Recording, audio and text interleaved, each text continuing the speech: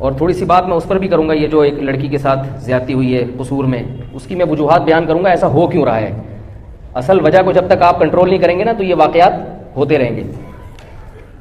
بلکہ میں اسی کو پہلے چھیڑ دیتا ہوں. یہ جو اس طرح کے بچیوں کے ساتھ زیادتی کے اور پھر اس کے قتل کے واقعات ہوتے ہیں، اس میں الیکٹرانک میڈیا کا، ڈراموں فلموں کا بہت بڑا کردار ہے. ساری چیزیں شہوت بھڑکانے والی دکھائی جا رہی ہیں. اسلام عورت کو حجاب کا حکم دیتا ہے تاکہ مردوں میں حیوانی شہوت نہ بڑھے. آپ نے تمام وہ چیزیں کھلے عام رکھی ہوئی ہیں کہ جس سے شہوت بھڑکتی ہے، تو نتیجہ کیا نکلے گا پھر؟ اسی طرح جنسی درندے اپنی ہوس کو پورا کریں گے. تو اس معاشرے میں جب صالح معاشرہ ہوتا ہے، پردے کا نظام ہوتا ہے، میڈیا کنٹرول میں ہوتا ہے، بے حیائی کنٹرول ہوتا ہے، تو ایسے واقعات وجود میں نہیں آتے. اس طرح جو ہے نا، یہ مجھے یاد ہے 8-10 سال پہلے مولانا اسلم شعبوری صاحب کا ایک مضمون میں نے پڑھا تھا، مولانا اسلم شعبوری شہید رحمہ اللہ تعالیٰ کے. اس وقت کراچی میں واقعہ ہوا تھا کہ سینما میں فلم دیکھ کے کچھ لڑکے نکلے، تو فلم کوئی ایسی بیہودہ تھی کہ ان کے جذبات بھڑکے ہیں، تو انہوں نے وہیں سینما گھر سے نکلنے کے بعد کسی بچی کو اغوا کیا اور اس کا اسی طرح ریپ کر کے اس کو قتل کر دیا. تو ظاہر ہے اس کا ذمہ دار وہ سینما گھر ہوگا کہ نہیں ہوگا جو آپ کے نیگیٹو جذبات کو بھڑکا رہا ہے.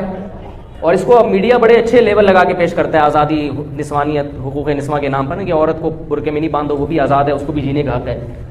تو یہ واقعات یورپ امریکہ میں اور بھی زیادہ ہوتے ہیں. ہمارے ایک رشتے دار یورپ کے کسی ملک میں تھے، میں ملک کا نام نہیں لوں گا. انہوں نے بتایا کہ میں نے 13 یا 14 سال کی بچی کو دیکھا جو بڑی خوبصورت تھی. کہہ رہے میں نے دیکھا کہ وہ ذہنی توازن خراب ہے اس کا. 13 یا 14 سال کی بچی تھی، کافی اس میں یعنی اٹریکٹیو تھی بہت زیادہ، لیکن اس کا ذہنی توازن خراب تھا. کہہ رہے میں نے تفتیش کی تو پتہ چلا اس کا اتنی مرتبہ ریپ ہوا ہے، جبری زنا اس سے اتنی مرتبہ ہوا ہے کہ ذہنی توازن کھو بیٹھی ہے. تو ان کے ہاں اس سے زیادہ واقعات ہوتے ہیں جتنے ہمارے یہاں ہوتے ہیں. یہ پہلی بات تو یہ دماغ میں بٹھا لیں. ہمارا چونکہ میڈیا ہمارے خلاف زیادہ ذہن بنا رہا ہے تو ہماری منفی خبروں کو بہت زیادہ اچھالا جاتا ہے.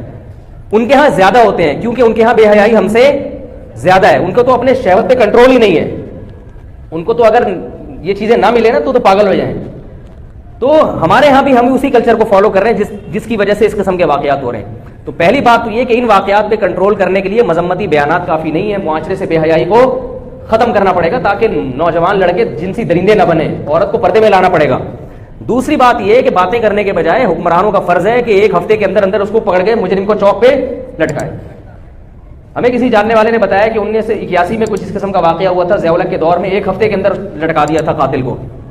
تو ایسا واقعہ اگر ہو تو بھائی پولیس حرکت میں آئے، حکومت ایکشن لے کہ قاتل کو فوراً پکڑو اور اس کو چوک پہ سب کے سامنے لٹکاؤ فوراً. جب شرعی سزائیں نافذ ہوتی ہیں تو اس قسم کے واقعات پھر نہیں ہوتے. ورنہ بے حیائی پھیلائی جا رہی ہے اور سزائیں مقدمے چلتے ہیں اتنے لمبے لمبے، پتہ ہی نہیں چلتا. کچھ دن کے بعد لوگ بھول جائیں گے کہ وہ کیس بھی ہوا تھا کہ نہیں ہوا تھا. کس قدر ظلم اور زیادتی کی بات ہے. تو اس میں فوراً قرار واقعی سزا ملنی چاہیے، عبرتناک سزا ملنی چاہیے اس کو.